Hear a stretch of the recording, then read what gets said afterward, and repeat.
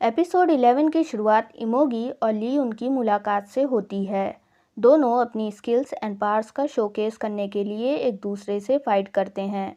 इमोगी पर ली उनकी तलवार के वार का असर नहीं होता। एट द रूफ टॉप इमोगी ली उनको बताता है कि कैसे उसने जीहा, ली रैंग और जीहा के पेरेंट्स पर कंट्रोल हासिल कर लिया है। वो ली उनको एक डील प्रेजेंट करता है कि अगर ली उन उसे अपनी बॉडी टेक ओवर करने देगा तो वो उन तीनों की जान बख्श देगा। इमोगी लियून से उसका दिल मांगता है। लियून इमोगी की ये डील मानने से मना कर देता है और कहता है कि वो खुद ही उन तीनों को इमोगी के चंगुल से बचा लेगा। इमोगी डिक्लेयर करता है कि वो जीहा को लियून से हासिल कर लेगा क्योंकि इनिशियली वो उसे ही सेक्रीफाइस के तौर पर प्रेजेंट की गई थी। एट द ब्रॉडकास्टिंग स्टेशन जीहा को भी सीईओ की रियल आइडेंटिटी के बारे में पता चल जाता है। वो सीईओ के माथे पर सियोग्योंग का ब्रांड साइन देखती है। जीहा सीईओ से अपने पेरेंट्स के बारे में पूछती है। सीईओ भी उसे एक डील प्रेजेंट करता है कि अगर वो अपने पेरेंट्स से मिलना चाहती है तो उसे सीईओ को माउंटेन स्पिरिट लाकर देना होगा। जीहा अपने दिल पर जकड़न महसूस करती है। सीईओ जीहा को बताता है कि वो इमोगी के लिए एक शेल की तरह है। सीईओ जीहा को एक बॉटल हैंड ओवर करता है जिसकी मदद से ली उनको बेहोश किया जा सकता है और उससे जल्द फैसला करने को कहता है। इन द मीन टाइम इमोगी ली उनको अपनी पावर्स शोकेस करता है। वो जहाँ मौजूद होता है वहाँ के एरिया के लोगों को पोजेस कर लेता है, जिसकी वजह से ऑन द स्पॉट 132 लोग सुसाइड कमिट कर लेते हैं at the same time and at the same place. लियून उन सब की जान बचाने की कोशिश करता है लेकिन नाकामयाब हो जाता है। इमोगी वहां से गायब हो जाता है। एट द ब्रॉडकास्टिंग स्टेशन जीहाज बॉस एंड कोवर्कर्स 132 लोगों के मास सुसाइड की न्यूज़ पर डिस्कस कर रहे होते हैं। तभी इमोगी एस्टेडी ब्रॉडकास्टिंग स्टेशन पहुंचता है। वो ऐसे बिहेव करता है कि जैसे उसे इस इंसिडेंट के बारे में कुछ मालूम नहीं। लियून जीहा से कांटेक्ट करने की कोशिश करता है लेकिन जीहा उसकी कॉल का जवाब नहीं देती। शिंजो यूरी को लियून के घर लाता है। यूरी को लगता है कि वो शिंजो का घर है। वो यूरी के लिए ट्रेडिशनल रशियन डिश बनाता है और उसे सर्व करता है। यूरी को शिंजो का ये जेस्चर काफ़ी पसंद आता है। शिंजो यूरी से कहता है कि वो उसकी फैमिली एंड फ्रेंड की तरह बनना चाहता है। यूरी कहती है कि उसके पास फ्रेंड एंड फैमिली दोनों हैं। शिंजो यूरी से मोस्ट डिपार्टमेंट वालों की डॉटर की तरह ज़िंदगी गुजारने से मना करता है। तभी लियून वहां पहुंच जाता है और शिंजो से जीहा के बारे में मालूम करता है। शिंजो कहता है कि उसे जीहा के बारे में कुछ नहीं मालूम। लियून यूरी को शिंजो से अपनी कन्वर्सेशन कैरी ऑन करने को कहता है और वहां से चला जाता है। तब यूरी को पता लगता है कि असल में ये शिंजो का घर नहीं बल्कि लियून का है। लियून जीहा से मिलने उसके घर जाता है। वो जीहा को न्यू स्नीकर्स खरीद के देता है। जीहा न्यू स्नीकर्स देखकर खुश होती है। दोनों वॉक के लिए साथ जाते हैं। जीहा लियून को उस डील के बारे में बताती है जो सीईओ ने उसे उसके पेरेंट्स देने के लिए प्रेजेंट की थी। वो दोनों डिसाइड करते हैं कि वो इमोगी और सीईओ के ट्रैप में नहीं फंसेंगे। ली रैंग को रास्ते में एक बार फिर वो बच्चा मिलता है जिसको उसने एक बार ट्रीट दी थी। वो बच्चा अपने स्टेपफादर की मार से बचने के लिए भाग रहा होता है। ली रैंग उस बच्चे से पूछता है कि क्या उसे उसकी मदद चाहिए। वो बच्चा उसकी मदद लेने से मना कर देता है और अपने स्टेपफादर के साथ चला जाता है। लेकिन उस बच्चे की आवाज़ सुनकर ली रैंग खुद को नहीं रोक पाता और उसके स्टेपफादर को पनिश करता है। ली रैंग उसके स्टेपफादर को सीईओ को प्रेजेंट करता है ताकि वो उसकी सोल को चेरी ब्लॉसम फ्रूट के थ्रू कंज्यूम कर सके। सीईओ ली रैंग को चेरी ब्लॉसम ट्री का सीड दिखाता है और बताता है कि ये सीड सिर्फ इमोगी ही बना सकता है और इनको पाने के लिए सीईओ ने अपनी फैमिली को एज सेक्रीफाइस इमोगी को प्रेजेंट किया था। सीईओ ली रैंग की आंखों के सामने उस आदमी के मुंह में वो सीड रखता है जिसकी वजह से वो चेरी ब्लॉसम फ्रूट में तब्दील हो जाता है। सीईओ उस फ्रूट को कंज्यूम कर लेता है। उस आदमी की सोल कंज्यूम करने के बाद सीईओ को मालूम चलता है कि यह आदमी बहुत बुरा था और जेल आता जाता रहता था। उसे यह भी मालूम चलता है कि ली रैंग ने एक बच्चे की मदद की है। ली रैंग सीईओ से कहता है कि कम से कम उसे एक गुड डीड तो चाहिए जिससे वो अपने आप को डिफेंड कर सके जब वो आफ्टर लाइफ विजिट करेगा। शिंजो और यूरी उस बच्चे का ख्याल रखते हैं क्योंकि वो बच्चा होमलेस हो चुका होता है। उस बच्चे का ख्याल ली रैंग ने उन्हें ही रखने को कहा होता है। एट सीईओ's हाउस, सीईओ एक बार फिर से ली रैंग को अपनी बातों में फंसाने की कोशिश करता है और कहता है कि उसके भाई ने एक बार फिर उसको अबैंडन कर दिया है। ली रैंग सीईओ की बात सुनकर गुस्से से बाहर चला जाता है।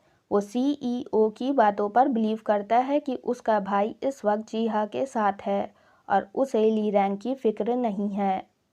At afterlife immigration office, तेल्यूपा और ह्यून-ओंग को 132 लोगों के मास सुसाइड के बारे में पता चलता है। वो समझ जाते हैं कि इसके पीछे इमोगी का हाथ है क्योंकि ये वो लोग होते हैं जिनका नाम डेथ लिस्ट में नहीं था। तभी ली-यून जीहा के साथ after life immigration office visit करता है। तेल्यूपा को ली-यून पर गुस्सा आता है कि वो जीहा को आफ्टर लाइफ इमिग्रेशन ऑफिस क्यों ले आया, क्योंकि कोई भी लिविंग पर्सन अपनी डेथ से पहले वहां पर विजिट नहीं कर सकता है। जीहा तेल्यूपा से एक डील करती है जिसके अकॉर्डिंग अगर तेल्यूपा उसे उसके पेरेंट्स कहाँ हैं बता देगी तो बदले में जीहा और ली-यून दोनों मिलकर इमोगी को तेल्यूपा को ला कर देंगे। लेटर तेल्यूपा और ली-यून अकेले में बात करते हैं। तेल्यूपा को यकीन होता है कि ली-यून कुछ भी नहीं बदल सकता। वो ली-यून को याद दिलाती है कि जीहा के अंदर इमोगी का कुछ हिस्सा मौजूद है। तेल्यूपा बताती है कि इमोगी को ख़त्म करने के लिए या तो जीहा को जान से ख़त्म करना पड़ेगा या कोई ऐसा रास्ता ढूंढना होगा कि इमोगी वॉलेंटरी जीहा की बॉडी को छोड़ दे। ली-यून तेल्यूपा से कहता है कि वो समझ गया है कि अभी तक क्यों तेल्यूपा ने इमोगी को ख़त्म नहीं किया था, क्योंकि तेल्यूपा ली-यून को एक बार फिर से हर्ट होता नहीं देखना चाहती थी। ली-यून तेल्यूपा को उसकी फ़िक्र करने के लिए शुक्रिया अदा करता है। ली-यून तेल्यूपा से कहता है कि वो हर बार जीहा को ही चूज़ करेगा, चाहे उसका अंजाम कुछ भी हो। ली-यून की इस बात पर तेल्यूपा ली-यून को बता देती है कि जीहा के पेरेंट्स की सोल सीईओ के चेरी ब्लॉसम ट्री में है। ली-यून कार में जीहा को बताता है कि उसके पेरेंट्स की सोल चेरी ब्लॉसम ट्री में है और अब उन्हें उस चेरी ब्लॉसम ट्री का पता लगाना होगा, क्योंकि सीईओ ने चेरी ब्लॉसम ट्री को अपने लिविंग रूम से कहीं और हटाकर रख दिया है। ली-यून ली रैंग को कॉल करता है और सीईओ के घर में जो चेरी ब्लॉसम ट्री था उसका पता लगाने को बोलता है। ली रैंग कहता है कि वो ली-यून की इस मामले में मदद करेगा और उसे अगले दिन खुद से मिलने बुलाता है। अब ली रैंग को धीरे धीरे यकीन होने लगता है कि ली-यून को उसकी फिक्र नहीं है। ली रैंग ली-यून के दिए फ्लावर्स को देखता है। एट ली-यून्स हाउस, जीहा के कोवर्कर्स उन्हें डिनर के लिए ज्वाइन करते हैं। जीहा से-रॉम और जे-हॉन को सीईओ की रियल आइडेंटिटी बताती है और साथ ही ये भी बताती है कि वो इमोगी का अकम्प्लाइंस है। ली रैंग सीईओ के घर जाता है और उससे कहता है कि वो ली-यून को उसे लाकर देगा। वो सीईओ से कहता है कि वो और जीना चाहता है। सीईओ को ली रैंग की बातों पर यकीन हो जाता है और वो कहता है कि वो ली-यून को उसकी बताई जगह पर बुला सकता है। नेक्स्ट डे ली-यून ली रैंग से मिलने जाता है। सीईओ दोनों भाइयों पर सीसीटीवी कैमरे की फुटेज की मदद से नज़र रखता है। ली-यून ली रैंग से चेरी ब्लॉसम ट्री की इंफॉर्मेशन पूछता है। ली रैंग ली-यून से एक बार फिर से पूछता है कि वो उसके लिए क्या मायने रखता है। जब ली रैंग देखता है कि ली-यून को उसकी बिल्कुल भी फिक्र नहीं है तो वो ली-यून को कॉफ़ी ऑफ़र करता है जिसमें उसने सीईओ का दिया ड्रग मिलाया था। ली रैंग ली-यून पर हमला करता है और कॉफ़ी की वजह से वो बेहोश हो जाता है। ये सब देखकर सीईओ वहां पहुंच जाता है। ली रैंग सीईओ को मना लेता है कि वो उसकी डील ओवर कर दे, क्योंकि उसने ली-यून को उसके हवाले कर दिया है और अब वो ली-यून का दिल बाहर निकाल सकता है। सीईओ इमोगी को कॉल कर कर वहाँ बुलाता है। इमोगी ब्रॉडकास्टिंग टीम के साथ लंच कर रहा होता है। वो वहाँ से सीईओ के पास पहुँचने की कोशिश करता है, लेकिन जीहा उसे रोक लेती है। सीईओ ली रैंग की डील ओवर कर देता है और ली-यून पर हमला करता है उसका दिल बाहर निकालने के लिए, लेकिन ली रैंग उसे ऐसा करने से रोक लेता है। सीईओ के होश उड़ जाते हैं जब उसे पता चलता है कि ये सब दोनों भाइयों का प्लान था उसको फंसाने के लिए।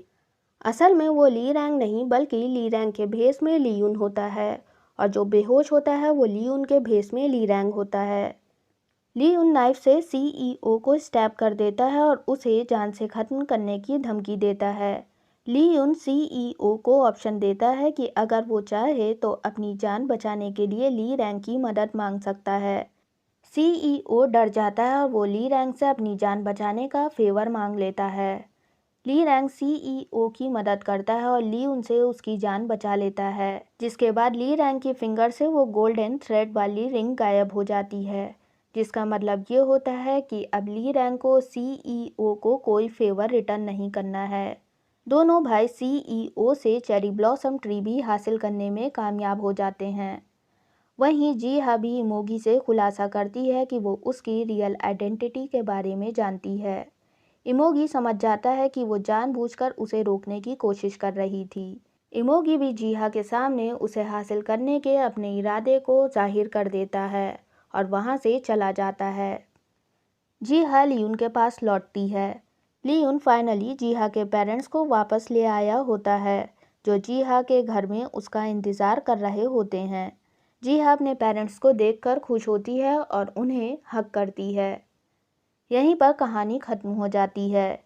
क्या इमोगी अपने मकसद में कामयाब होगा या लियून उसे मात दे देगा? जानने के लिए स्टे ट्यून।